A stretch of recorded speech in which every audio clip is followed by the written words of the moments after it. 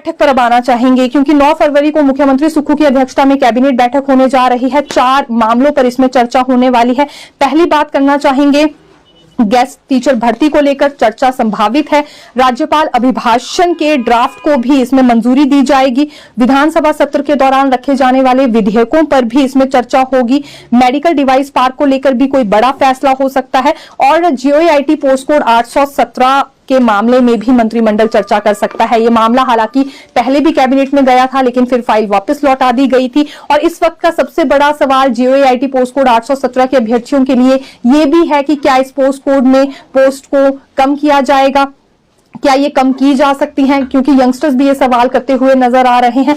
और कारण ये है कि पोस्ट कोड 556 की एग्जीक्यूशन पिटीशन के बाद इस बारे में कार्मिक विभाग ने विधि विभाग को फाइल भेजी थी राय लेने के लिए, ताकि कानूनी राय ली जा सके। विधि विभाग ने अब ये फाइल वापस कार्मिक विभाग को लौटा दी है और कोई भी एक स्पष्ट सलाह इसमें नहीं दी गई है। दरअसल इसमें सिर्फ विधि विभाग की ओर से इतना कहा गया है कि कार्मिक विभाग इसमें कॉन्शियस डिसीजन खुद ले, यानी कि कार्मिक विभाग को या राज्य सरकार को इस पूरे मामले में एक अपने स्तर पर ही फैसला लेना होगा। तो ये भी आज जानकारी निकलकर सामने आई है। पेंडिंग रिजल्ट पर शिमला चलो का नारा भी कुछ एक पोस्ट कोड के अभ्यर्थियों की ओर से दिया गया है। इसमें पोस्ट कोड 817, 903, 939, 980, 962, 977 और 928 शामिल है। अधिकतर वो जिन पर एफआईआर दर्ज है और एफआईआर दर्ज होने के बाद शिमला चलो का नारा भी कुछ एक पोस्ट कोड के अभ्यर्थियों की ओर से दिया गया है। इसमें पोस्ट कोड 817, 903, 939, 980, 962, 977 और 928 शामिल है। अधिकतर वो जिन पर एफआईआर दर्ज है और एफआईआर दर्ज होने के बाद तो अब ये शिमला आने वाले हैं। इनकी निगाहें पहले तो कैबिनेट बैठक पर रहेगी, ये देखेंगे कोई डिसीजन इनके हित में लिया जाता है या नहीं, और उसके बाद इनकी ओर से चेतावनी ये दे दी है कि अगर इस कैबिनेट में भी कुछ नहीं होता है तो फिर ये क्रमिक अनशन पर बैठ जाएंगे जब तक इनकी मांग पूरी नहीं होती, यानी कि रिजल्ट इनके घोषित नहीं हो जाते और अगला प्रोसेस शुरू नहीं होता नियुक्तियों के लिए, तब तक फिर इनका क्रमिक अनशन जारी रहने वाला है। मुख्यमंत्री सुक्खू ने अभी हाल ही में एक स्टेटमेंट दी थी कि अगली कैबिनेट में रिजल्ट घोषित करने पर फैसला लिया जाएगा, तो अब इसी उम्मीद में ये अभ्यर्थी बंधे हुए हैं। हालांकि 817 को लेकर ये बात कही गई थी, लेकिन बाकी अभ्यर्थियों का ये कहना है कि जब एक पोस्ट कोड में रिजल्ट घोषित किया जा सकता है तो इनके लिए भी सरकार को सोच विचार करना चाहिए। एनएचएम पर आना चाहेंगे। एनएचएम में लगभग 1450 के करीब पद भरे जाएंगे, लेकिन आउटसोर्स के जरिए इन पदों को भरने की बात हो रही है। इसमें स्टाफ नर्स के 622, कम्युनिटी हेल्थ ऑफिसर के 530, ऑपरेशन थिएटर असिस्टेंट के 138, फार्मासिस्ट के 24, काउंसलर के 57 और सभी तरह के डॉक्टरों के 23 पद शामिल हैं। एनएचएम ने स्टेट इलेक्ट्रॉनिक डेवलपमेंट कॉर्पोरेशन को ये निर्देश जारी किए हैं कि किसी आउटसोर्स एजेंसी से मैन पावर को प्रोवाइड करवाया जाए। अब इसमें जो इच्छुक आवेदक हैं उन्होंने सवाल उठा दिए हैं, और वो सवाल इसलिए उठा रहे हैं, उन्हें ये लग रहा है कि भारत सरकार की ओर से जब एनएचएम कॉन्ट्रैक्ट के पैसे पूरे दिए जा रहे हैं तो ऐसे में आउटसोर्स एजेंसी को ये दायित्व क्यों सौंपा जा रहा है। कहीं बाद में ऐसा ना हो कि आउटसोर्स एजेंसी की फीस इनकी सैलरी से काट कर दे दी जाए। हालांकि एनएचएम ने इसमें यह क्लियर किया है कि जो भी फीस आउटसोर्स एजेंसी की होगी वो इनकी सैलरी से नहीं कटने वाली है, बल्कि नियमों के तहत ही इसमें एजेंसी को हायर किया जाएगा। लेकिन उसके बावजूद भी गतिरोध काफी ज्यादा बढ़ गया है। अब एनएचएम में भी 1450 के करीब पद भरे जाएंगे, लेकिन आउटसोर्स के जरिए ही ये भर्ती होने वाली है और राज्य सरकार ने इसे लेकर अनुमति भी दे दी है। देखिए, एसएमसी और कंप्यूटर टीचर्स पर भी आज बड़ा फैसला हो गया है, क्योंकि शिक्षा मंत्री रोहित ठाकुर ने साफ तौर पर यह जानकारी दी है कि कैबिनेट सब कमेटी ने फाइनल रिपोर्ट तैयार कर ली है। फाइनल रिपोर्ट में 4 सुझाव दिए गए हैं कैबिनेट सब कमेटी के सदस्यों की ओर से, और ये सुझाव अब रखे जाएंगे कैबिनेट में। यानी कि अब मंत्रिमंडल में यह फैसला होगा कि किस तरह की पॉलिसी एसएमसीज और कंप्यूटर शिक्षकों के लिए बनने वाली है। हालांकि पहले बीच का रास्ता निकालने की बात हो रही थी, लेकिन आज सीधे तौर पर शिक्षा मंत्री ने यह कह दिया है कि पॉलिसी ही इनके लिए बनाई जाएगी, और रेगुलर पॉलिसी की जो ये मांग कर रहे हैं उसके लिए 4 सुझाव अब रखे जाएंगे मंत्रिमंडल के समक्ष। आखिरी फैसला जो होगा वो कैबिनेट का ही रहने वाला है, तो 9 फरवरी तक का इन्हें भी अब यहां इंतजार करना होगा। एसएमसीज का ये कहना है कि तब तक इनका क्रमिक अनशन जारी रहेगा जब तक फाइनल डिसीजन इन पर नहीं हो जाता है। इतना ही नहीं, अगले कल से ये पेन डाउन स्ट्राइक भी शुरू करने वाले हैं। अभी जितने भी दुर्गम क्षेत्र हैं वहां पर ये कक्षाएं नहीं लगाएंगे, ये बात इनकी ओर से स्पष्ट कर दी गई है। और बहुत सारे दूर दराज और दुर्गम क्षेत्र ऐसे हैं जहां पर एसएमसीज की ओर से ही सेवाएं दी जाती हैं। अपना विषय तो पढ़ाते ही हैं, लेकिन दूसरे शिक्षकों का विषय भी ये पढ़ा रहे हैं। तो ऐसे में बच्चों की पढ़ाई बहुत ज्यादा सफर होने वाली है जब ये पेन डाउन स्ट्राइक पर जाएंगे। पेन डाउन स्ट्राइक का सीधा सा मतलब है कि अपनी सेवाएं नहीं देंगे, और इन्होंने ये ऐलान कर दिया है कि जब तक अब पॉलिसी का प्रारूप इनके समक्ष नहीं आएगा, ये अपनी कोई भी स्ट्राइक वापस नहीं लेने वाले हैं। पहले भी ऐसा हुआ कि ये प्रदर्शन कर रहे थे और बीच में इसलिए रुक गए क्योंकि आश्वासन इन्हें दिया गया, लेकिन अब जब तक ये डॉक्यूमेंट्स नहीं देख लेते, पॉलिसी का प्रारूप इनके साथ साझा नहीं किया जाता, ये पीछे नहीं हटने वाले हैं। और कंप्यूटर टीचर्स भी पहले ही चेतावनी दे चुके हैं कि 1300 के करीब इनकी संख्या है। अगर अभी भी रेगुलर पॉलिसी नहीं बनती है तो फिर ये भी सड़कों पर उतरेंगे। तो ऐसे में आज कैबिनेट सब कमेटी की पहली बैठक हो चुकी है। 4 सुझाव उसमें अब आज लिए गए हैं और कैबिनेट के समक्ष ये 4 सजेशंस रखे भी जाएंगे। हालांकि ये पॉलिसी का प्रारूप क्या रहता है ये देखना काफी ज्यादा दिलचस्प रहेगा। जेबीटी डीएलएड प्रशिक्षित बेरोजगार संघ ने भी आज अपनी बात रखी है और इनका कहना है कि लोकसभा चुनावों में यही बेरोजगार युवा अपनी अहम भूमिका निभाने वाले हैं। दरअसल चेतावनी इन्होंने सरकार को यह दी है कि लोकसभा चुनावों में ये कांग्रेस सरकार का साथ नहीं निभाएंगे, क्योंकि जो इनसे वायदा हुआ था वो पूरा नहीं हो पाया है। कहां तो स्थायी भर्तियां करने की बात सुक्खू सरकार ने कही थी, लेकिन अभी तक कोई भी स्थायी भर्ती नहीं हो पाई है। ये इनकी ओर से आरोप लगाया जा रहा है।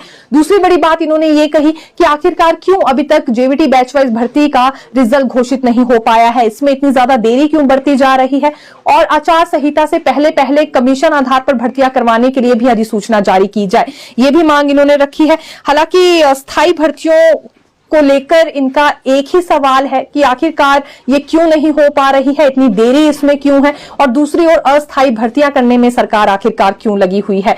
जब मंत्रियों से या मुख्यमंत्री से हम ये सवाल को भरना जरूरी है, क्योंकि सरकारी स्कूलों में बच्चों की पढ़ाई बहुत ज्यादा सफर कर रही है और वंचित उन्हें अपनी पढ़ाई से रहना पड़ रहा है, इसलिए जल्दबाजी में ये पद भरे जा रहे हैं। लेकिन अब जेबीटी डीएलएड की ओर से ये कहा गया है कि जल्द से जल्द कमीशन आधार पर भी भर्तियां करवाई जाए और इनका रिजल्ट भी बैच वाइज का जल्दी घोषित किया जाए। तीसरी बड़ी बात इन्होंने राज्य चयन आयोग को लेकर कही है कि 13 महीने हो चुके हैं इसे बंद किए हुए, यानी कि कर्मचारी चयन आयोग बंद किया गया था, लेकिन उसके बाद फिर राज्य चयन आयोग का गठन किया गया था। तो इनका यह मानना है कि अभी तक बहाल नहीं हो पाया है, 13 महीने हो चुके हैं, तो कितना ज्यादा समय इसमें अब और सरकार लेने वाली है, इसे भी जल्द से जल्द फंक्शनल किया जाए। एक आज अच्छी खबर निकलकर आई है बेरोजगार युवाओं के लिए। ये राज्य सहकारी बैंक से संबंधित जानकारी हम लेकर आए हैं, क्योंकि निदेशक मंडल की बैठक आज राज्य सहकारी बैंक में थी। ये मुख्य कार्यालय शिमला में ही आयोजित की गई थी। 3 से 4 इसमें बड़े डिसीजन लिए गए हैं। पहली बात तो ये देखिए, प्रदेश के पढ़े लिखे युवाओं को रोजगार का मौका दिया जा सके, इसलिए बैंक में 265 जूनियर क्लर्क की भर्ती होने वाली है। सीधी भर्ती ये की जाएगी। आज ये बड़ा डिसीजन हम कहना चाहेंगे निदेशक मंडल की बैठक में हुआ है।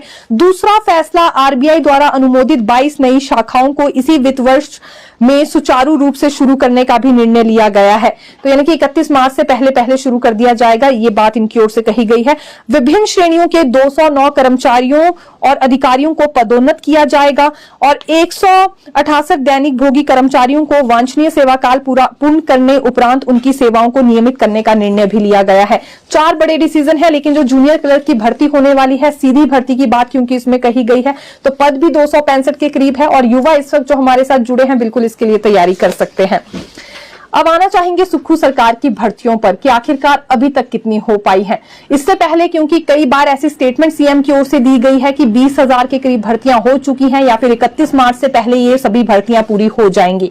तो विभिन्न विभागों से आज हमने डाटा कलेक्ट किया है। देखिए, सबसे बड़ी बात तो ये है कि सीएम सुक्खू का ये मानना है कि 31 मार्च से पहले कुल 20,000 के करीब पद भर लिए जाएंगे। अब इन 20,000 पदों में कौन कौन सी कैटेगरीज को काउंट किया जा रहा है आपको ये भी बता देते हैं। इसमें वन मित्र भर्ती है, गेस्ट टीचर भर्ती है। हालांकि गेस्ट टीचर भर्ती को अभी होल्ड पर रखा गया है, लेकिन ये नहीं कह सकते हैं कि अब ये भर्ती नहीं होगी। केवल एक तरह से इस पर रोक लगाई गई है और उसके बाद कोई डिसीजन सामने आया नहीं है सरकार की ओर से।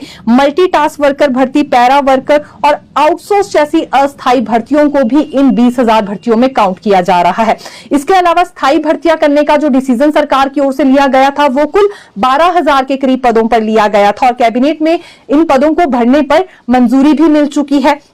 12,000 पदों में सबसे ज्यादा पद शिक्षा विभाग में भरे जाएंगे, जो कि 6500 के करीब बताए जा रहे हैं। ये टीचर्स के पद भरे जाएंगे, लेकिन इसमें आधे पद बैच वाइज आधार पर भी भरे जा रहे हैं, यानी कि 50% पदों की बात करें तो वो बैच वाइज आधार की भर्ती से ही भरे जाएंगे और 50% तब भरे जाएंगे जब राज्य चयन आयोग फंक्शनल होगा।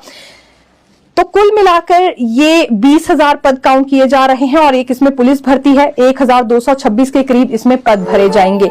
ये जितनी भी भर्तियां हैं, जब इस बारे में हमने डिटेल मांगी तो जानकारी हमारे पास ये आई है, कुछ एक में भर्ती प्रोसेस शुरू हो गया है, कुछ में हो ही नहीं पाया है। जैसे पुलिस भर्ती की बात करें, क्योंकि इन सभी भर्तियों में अभी जो स्थायी भर्ती नजर आ रही है वो महज एक है, पुलिस भर्ती। तो पुलिस भर्ती में अभी तक प्रोसेस शुरू नहीं हो पाया है। अभी कुछ दिन पहले ही भर्ती नियम देखिए इसके सामने आए थे, कुछ एक संशोधन भी इस बार क्योंकि भर्ती नियमों में हुआ है। अब दूसरी बात करना चाहेंगे बैच वाइज आधार भर्तियों की, जो शिक्षा विभाग में हो रही है, विभाग क्योंकि अपने स्तर पर करवा रहा है, तो इसमें काउंसलिंग की प्रक्रिया तो देखिए पूरी हो गई है, लेकिन नियुक्तियां किसी को नहीं मिली है। अब तीसरी बात करना चाहेंगे इन अस्थायी भर्तियों की, जैसे कि मल्टीटास्क वर्कर की बात करें, पैरा वर्कर की या वन मित्र की बात करें।